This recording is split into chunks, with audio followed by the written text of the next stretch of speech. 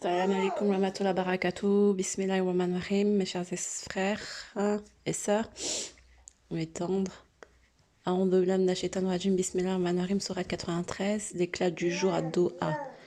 Bismillahirrahmanirrahim, par la clarté du jour, par la nuit quand elle s'étend. Ton Seigneur ne t'a point abandonné ni détesté. La vie future vaudra mieux pour toi que la vie présente. Ton Seigneur te donnera et tu seras satisfait. Ne t'a-t-il pas trouvé orphelin et il t'a abrité? Ne t'a-t-il pas trouvé égaré et il t'a guidé? Ne t'a-t-il pas trouvé nécessiteux et il t'a enrichi? Ne le maltraite pas, l'orphelin. Quant au mendiant, ne le repousse pas. Quant aux bienfaits de ton Seigneur, n'oublie pas de les propager.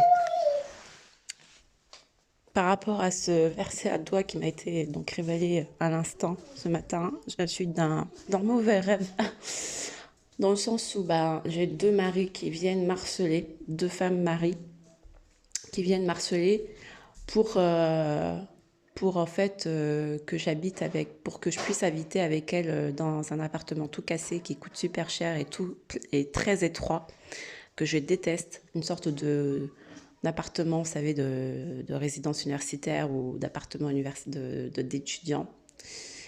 Et moi, j'en peux plus, parce que j'ai fait que ça dans ma vie, que des appartements cassés, avec des résidences toutes petites, des chambres universitaires qui coûtent la peau des fesses, et voilà. Et moi, je dis non, moi, c'est bon, c'est fini, je peux plus, je veux pas. Je veux pas venir avec vous.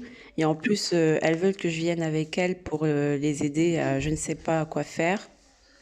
Je ne sais pas ce qu'elles attendent de moi. Je ne sais pas ce que je peux leur apporter de plus que ce que j'ai déjà contribué. Donc, je refuse complètement et elles viennent à Marseille et je me mets vraiment en colère au point d'être très virulente parce que je ne veux plus être dans cette aventure. Et j'ai l'impression de ne pas avoir vraiment le choix, d'être vraiment contrainte à rester. Voilà, enfin en tout cas, c'était la sensation que ce cauchemar me donnait. Et en me réveillant, du coup, après j'ai demandé à ce que ces deux maris me laissent tranquille. J'ai essayé de parler gentiment. Ça va, laisse-la tranquille. Il faut que je ferme tes boutons. Laisse-la tranquille. Ah oui. Ah oui, donc du coup, la sourate à doigt. Laisse-la tranquille, Momo. Laisse-la. Laisse-la. On a dit Du coup, pas de vidéo. attends, Emran, doucement. Du coup, je suis obligée de terminer, d'accord? Et je vais faire ton gâteau. Ah du coup, ah oui, des toutous. Ah oui, toutou. Ah oui, Mika. Viens. Et du coup, après, je tombe sur une page à moitié déchirée de mon Coran. Donc, c'est un peu grave quand même. C'est marqué A'oudhu billahi minash shaitanir rajim, Bismillahirrahmanirrahim, arrête mon cœur. Sourate 16 des abeilles.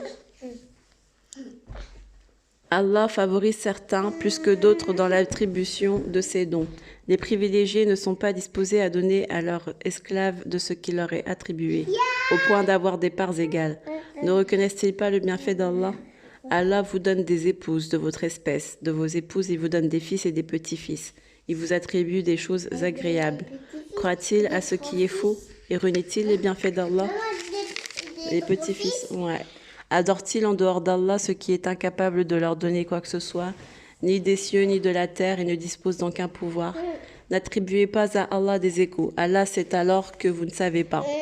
Allah propose un parabole, un serviteur, esclave qui ne peut rien, et un homme à qui nous avons attribué d'ample ressources et qui dépense en aumône secrètement et publiquement. Ces deux hommes sont-ils égaux? Louange à Allah, la plupart ne savent pas. Allah propose en parabole deux hommes.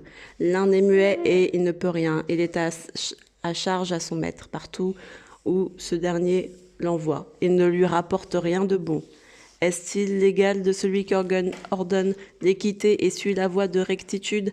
Allah est le détenteur du mystère des cieux et de la terre. L'ordre relatif à l'heure se fait en un clin d'œil ou moins encore. Allah est puissant sur toute chose. Allah vous a fait sortir du sein de vos mères, dépourvus de tout savoir. Il vous a donné, lui, la vue et l'intelligence. Peut-être serez-vous reconnaissant.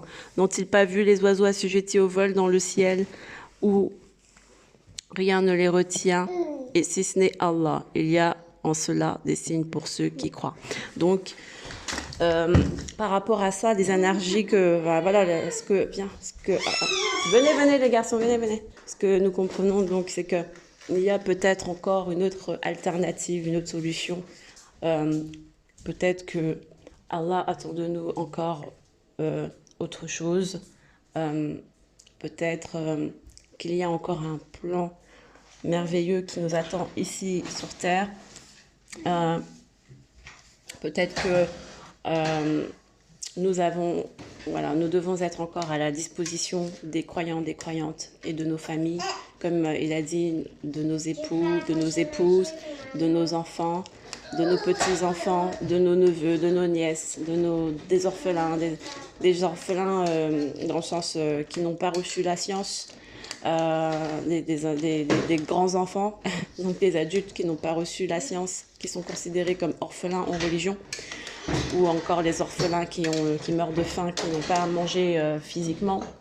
Voilà, donc nous avons toutes sortes de messages ici qui montrent que peut-être que notre mission sur cette terre n'est pas finie et que l'enlèvement n'est pas pour maintenant, je ne sais pas. Je suis en train de juste de dire que c'est Allah qui décide, donc comme c'est Allah qui décide de tout, si il nous envoie ces messages-là, c'est que pour certains d'entre nous, en tout cas, la mission n'est pas finie et que nous devons être à la disposition de notre Seigneur Allah, qui nous demande d'être à la disposition de ceux qui en ont besoin et de proclamer les bienfaits qu'il a sur nous. C'est-à-dire que je remercie mon Seigneur, je remercie mon Seigneur d'avoir cette famille, la famille Al-Imran et la famille bénie, oui, et de Moïse, bien sûr, de Mika, Mariama. Donc d'avoir mes enfants, d'avoir mes parents, d'avoir mes frères et sœurs de sang, et également mes frères et sœurs en humanité, en communauté musulmane, en communauté chrétienne, en communauté juive, en communauté, partout dans le monde. Et ceux qui ont besoin de la parole, ceux qui ont besoin de mon aide, de mes services, je suis là pour vous. Inch'Allah, amin, si Dieu me laisse la vie longue, comme dit une personne de ma famille, qu'Allah te donne longue vie et santé. Et j'ai dit amin, mais dans ma tête, j'ai dit franchement, j'aimerais partir aussi vite. Mais au final, j'ai eu que des messages comme ça. J'ai eu que des messages comme ça il y a 2-3 jours. Que des gens qui me disaient oui, longue vie, santé. Oui, je vais faire. Longue vie, bonne santé. Et moi, je me dis, mais s'ils savaient ce que j'ai envie, moi, c'est pas voilà quoi, mais bon. Il y a toujours encore des personnes qui n'ont pas encore conscience que nous avons envie de partir.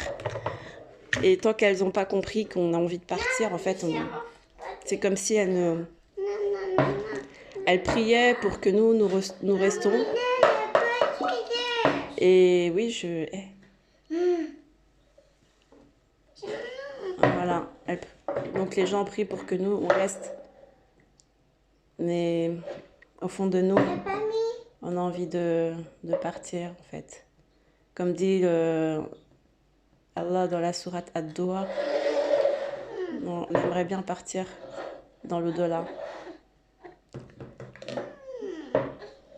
Mais comme Allah est dit dans sourate Ad-Doha, ne repousse pas le mendiant qui te demande de l'aide ou l'orphelin. Qu'est-ce qu'il y a, Mika? Tiens. Voilà. Tiens, Mika. Certainement, mes enfants ont besoin de moi. Encore. Inch'Allah, Amin. Nous prierons pour savoir ce que Allah attend de nous. Et pour l'instant, c'est ça. Inch'Allah, Amin. Prenez soin de vous. Ciao, salam.